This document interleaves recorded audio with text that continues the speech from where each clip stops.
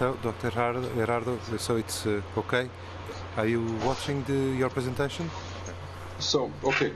Well, first of all, let me thank you, Jorge and Professor Carlos Sousa, for your invitation. And I thank also all of the people that are listening in to the seminar. If I may have the next slide, please. The case study that I would be responsible for is the Mexico City area. Mexico City is somewhat paradoxical because its very high vulnerability is mostly rooted in history rather than in geology, as we will see. And as you can see from this tectonic map, Mexico City, which is the dark circle in the center of the country, lies about 300 to 400 kilometers away from the subduction zone. So you would think that major earthquakes on the subduction zone should not affect the city. If I may have the next slide, you see a picture showing the seismicity of the last 10 years or so, and you see the very high rate of seismicity along the coast due to the subduction of the small Cocos Plate beneath North America. And again, Mexico City, which sits in the central part of the country, is relatively far away from this region. And as I mentioned before, in the next slide, you see a map of what used to be Mexico City in the early 16th century. May I have the next slide? This is a depiction of the city in the 1600s. You can see what was then the Aztec capital in the center of a lake, surrounded by water in all directions. In the next slide, it appears the way we would have seen it today had we taken a picture of it. At the time, the city in the center, on an island, and some avenues leading on to the hill zone on the borders of the valley. Mexico City, as you can see on the next slide, has sprawled over the area that was occupied by the lakes.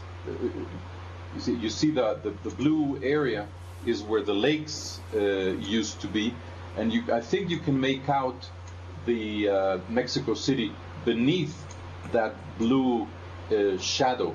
It was decided in the 16th century and 17th century that the city had to grow where the lakes were, and the lakes were drained with channels and tunnels to the north and to the northeast.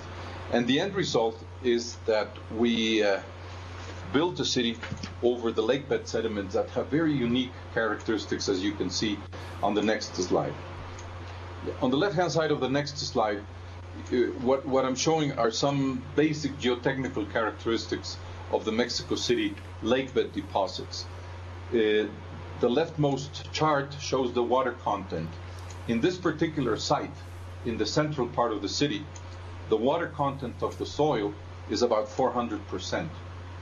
And then if we simply skip to the right-hand column, which is the strength, you see that there are two lines, a light dotted line and a solid line. And you see some strengthening of recently, which is the dark line, due to the water extraction rate. In the next slide, you see appearing the velocity of S waves.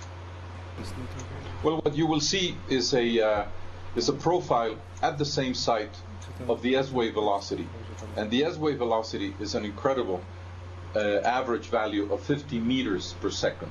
So these are incredibly soft, malleable soils that are very highly deformed during the occurrence of an earthquake due to the incoming seismic wave train. Well, that is what I was talking about, the profile of the S wave velocity. You can see that down to about 40 meters depth, the S wave velocity is an average of 50 meters, and then it's underlain by a slightly harder soil. In the next slide, you see the results of this very soft and deformable soil. These are the strong motion records recorded during the 19th September 85 earthquake, about 26 years ago. And from the top, you see the strong motion records on some of the hill sites. And they show if I may say so, a rather normal behavior. The amplitude is relatively small, and the duration is no more than about 20 to to 30 seconds of hard shaking. But as you go down, you can see that the character of the strong motion record changes completely. The records become very long, in some cases lasting about 4 minutes, and they have a very long period behavior with a characteristic period of about 2 seconds. And what we are seeing is precisely the shaking of the lake bed sediments due to the incoming seismic waves. The damage is very much controlled by the strong motion observed. If I can have the next slide, just one slide. I think you went about 3 slides ahead of me there. Well, let me skip the previous ones. But what I was going to show in the previous one, that was the damage during the 1985 earthquake. Was there was a very clear zonification. The zoning was in 2 aspects. On one hand, damage was highly concentrated on the lake bed, where the soft sediments are, and very little damage or practically no damage took place on the hill zones. Whereas in the area of high shaking in the lake bed, there was also zonation in terms of the type of building that was damaged.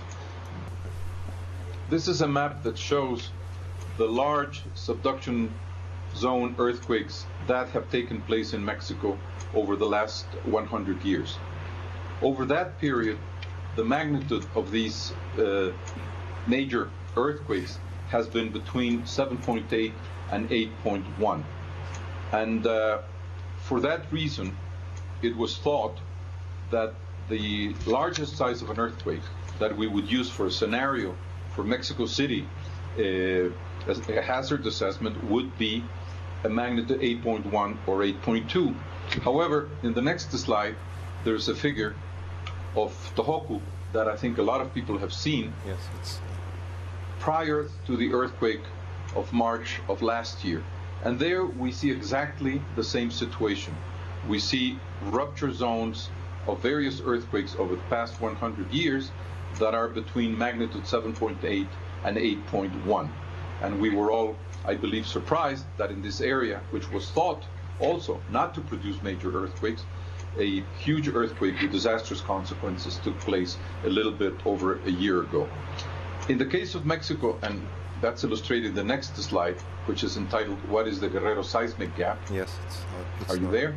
Yes, it's on. See, this is a close-up of the previous map that I showed, indicating the rupture zones of major earthquakes in the central part, which is exactly to the south, about 300 kilometers south of Mexico City.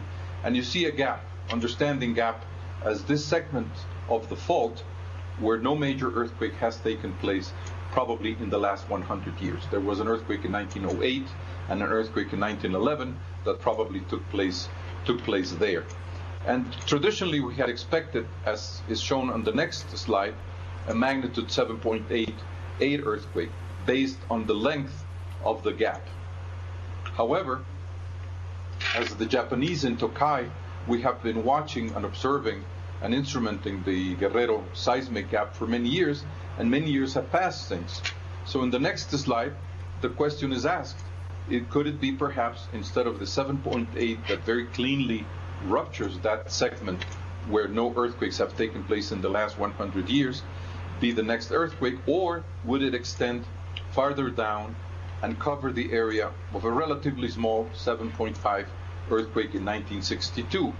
Or, in the next slide, could it extend even further and rupture the area of a 1957 earthquake that took place, again, almost 60 years ago, a magnitude 7.7, and also strain has accumulated there? Or going even a little bit further to the southeast, as is shown on the next slide, it could even be a magnitude 8.6. All the small fragments of ruptures of various earthquakes in the past could very easily be coupled into a major earthquake. So now I believe we're looking at a scenario based on the experiences of Japan and Chile that is very different from the one everyone had envisioned, or most people had envisioned before, that the maximum size of an earthquake in Mexico would be about 8.2. In the next slide, there's a figure that shows some intensity data and the letter T along the coast. The letter T stands for tsunami. This is an earthquake in 1787 that produced a huge tsunami over a distance of about 400 kilometers, 500 kilometers along the coast, and very high intensities inland. Based on the length of the area that was inundated by a very large tsunami, in some places the tsunami invaded 4 to 5 kilometers of the coast, where the coast is very flat. It was estimated that this earthquake could have been as large as magnitude 8.6. So indeed, in Mexico we can say that it appears that the subduction zone has generated earthquakes that are much larger, and therefore Mexico City has to be prepared for an earthquake on the subduction zone that is even larger and of longer duration than the earthquake of 19 September 1985. However, as Professor Carlos de Souza pointed out, it is not only these major earthquakes on these huge faults like the San Andreas or the subduction zone of Mexico that have to concern us. In the next slide, you see the seismic faults on the central Mexican volcanic belt. The central Mexican volcanic belt is the shaded area that crosses Mexico from west to east. For various reasons, the volcanic belt is not aligned parallel to the trench in Mexico, but it's rather oblique to it. But the important thing from a seismic hazard point of view is that there are several faults on the trans-Mexican volcanic belt, right lateral strike-slip faults and normal faults that have produced earthquakes in the past. In the next slide, we see a summary of the earthquakes that have taken place, that we have a record for over the past 400 years. And you can see that all along the volcanic belt, which by the way is the most populated zone of Mexico, we have had earthquakes ranging in magnitude up to some that have caused damage that are about 5.5 and up to a magnitude 6.9. Seems that we have lost Dr. Gerardo Suárez audio again. Are you? No, it's coming again. It's coming again. But with okay. Yes, I will simply say that each one of those dots on the volcanic belt show epicenters of earthquakes that have taken place in the past 400 years, where the maximum magnitude appears to be about 7. And here again, we have less frequent earthquakes, clearly, than in the subduction zone, with much smaller magnitudes, but very close to population centers. What we have tried to do in order to understand some of the geological faults that produce these earthquakes is to do some paleoseismic work, as has been done extensively in many other areas. In the next slide, I simply show a trench that was dug a few years ago, and in the inset you see the area and you see the large number of mapped faults that exist, and this is simply one of them. The evidence of that of previous earthquakes is shown on the next slide. And you see cross sections of both walls of the trench. Can you see? Are you seeing that? Yes, we're seeing those cross sections. Trench 1 and trench east wall and west wall. Okay, and what you see, in order not to go into too many details, is that you see a lack of continuity of the strata, of the layers on both sides of the wall. In the center of the figure, you see a vertical, sort of a vertical discontinuity that marks the location of the fault.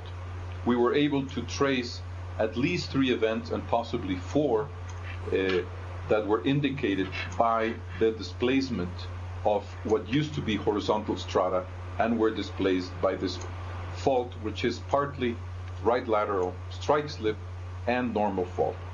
The results of the paleoseismic studies on this fault and on an adjacent fault that is about 80 kilometers from Mexico City is on the next slide. Yes, it's on now.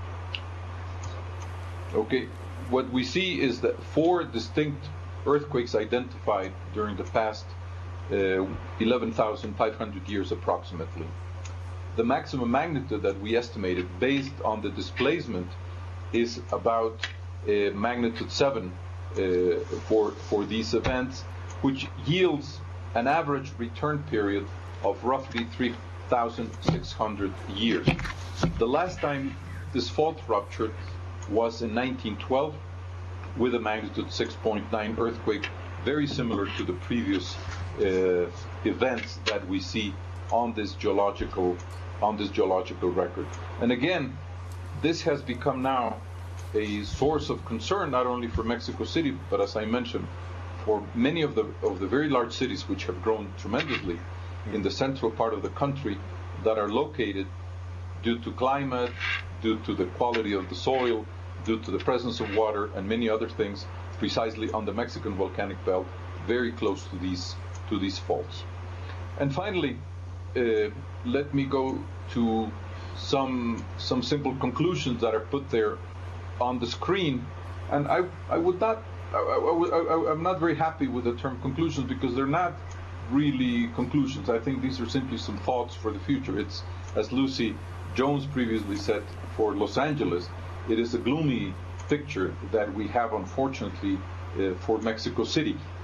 The damage assessment is being done, perhaps not with the detail yet of what is being done in Los Angeles, but there's a damage assessment that is being conducted. But where we stand now is that the building code was modified in 1985 after the very highly damaging earthquake, based on precisely on the structural damage that was observed. Buildings were made more rigid, but it was based essentially on the premise that the maximum size of the earthquake we would expect in the subduction zone would be about 8.2. And now, on the basis of what we have seen in other parts of the world, this magnitude is being reconsidered to be probably much larger than 8.2. And again, it's not a very optimistic summary, but Mexico City, by the way it was built, by the type of soils where it is founded, is very much affected by earthquakes on the subduction zone, and is also very much affected by earthquakes that occur close by on the geological faults. And we are currently conducting, various teams are conducting a more thorough damage assessment to understand what the damage could be, what the extent of the damage could be, but more importantly, to be able to take some mitigation measures. And with this, I hope you were able to see some of the slides, and I thank you again for the invitation. Thank you very much. Now, we saw all the slides, so I will pass the word to Professor Oliveira.